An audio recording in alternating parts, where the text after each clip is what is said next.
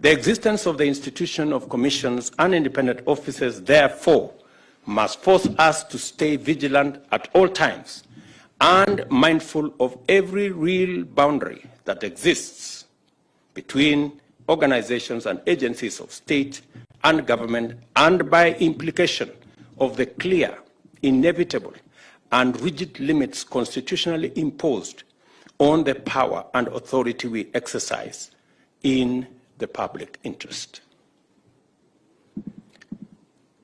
The performance of the Independent Electoral and Boundaries Commission in the last general election and all the circumstances surrounding it are illustrative of this point.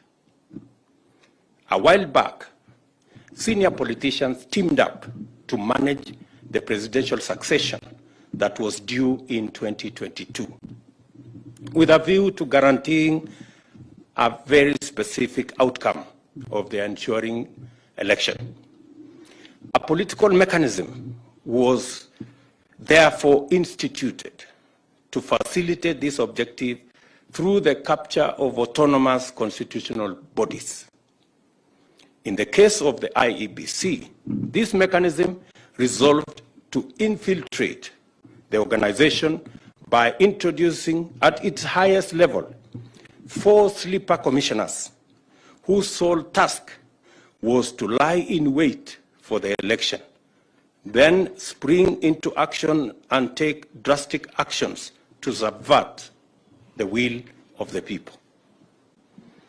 You have heard how the scheme was hatched in Parliament.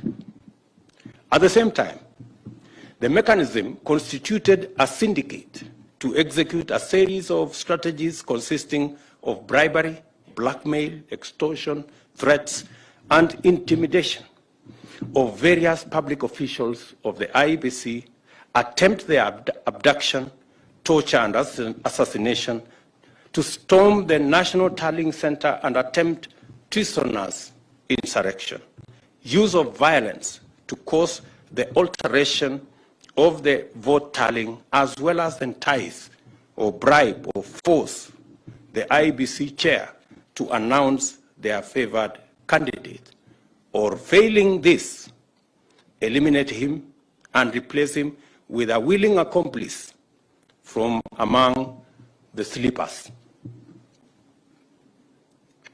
The horrifying drama at Bomas and the emergence of breakaway commissioners answering to external instructions represented a dismayingly low point in our democratic history. A policy to subvert the wishes of the people had even been sanctioned at the highest offices of the state. The sovereignty of the people was in jeopardy. Our fundamental constitutional attribute as a free, open, democratic society based on constitutionalism and the rule of law was under severe test. Chapter 7 of the Constitution on the representation of the people was subjected to the most shameful, egregious assault. As a result, the nation's legitimate mechanism for constituting parliament and the executive was under serious threat of chaos and paralysis. This is the magnitude of the atrocity which shamefully desperate criminal spectacle of the Bomas of Kenya represents. The unfortunate events of 2007-2008 are fresh in our minds. By the time we hauled ourselves out of the abyss that was the 2007 post-election crisis, we had lost thousands of lives, millions of livelihoods. We had lost confidence in our institutions. We had lost a lot of hope, and we had lost political sense. The 2022 assault was intended to go much further and subject this country to a much more insurmountable existential predicament. In the midst of this menacing storm of violent criminality, unrelenting corruption, and reckless determination to subvert the Constitution, dismantle institutions, and take our nation apart, a ray of courage and integrity was shown on us by God's grace. The leadership of the IEBC, comprising a minority of the commissioners, the secretariat, and the staff of the commission, rallied together and resolved to vindicate the democratic will of the people of Kenya.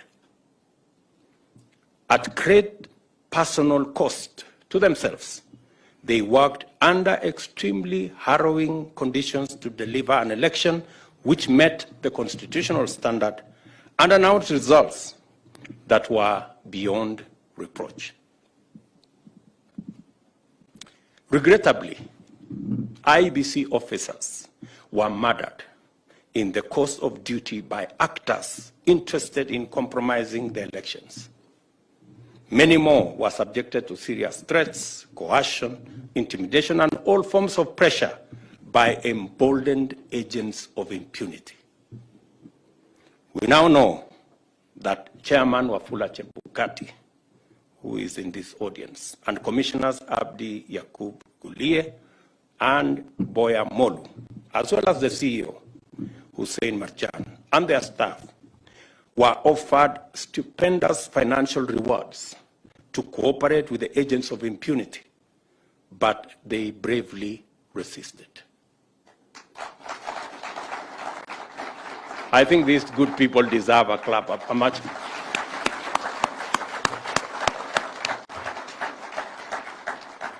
We also know that they were subsequently threatened with dire consequences for them and their families if they did not do the system's bidding and overturn the choice of Kenyans. Again, we know that they stood strong and firmly said no. Can we clap for these people?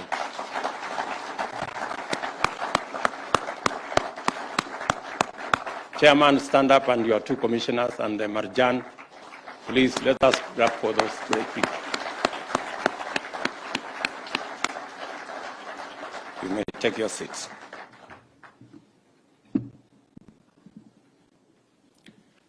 We also know that there was a direct attempt to abduct Wafula Chebukati and murder him so that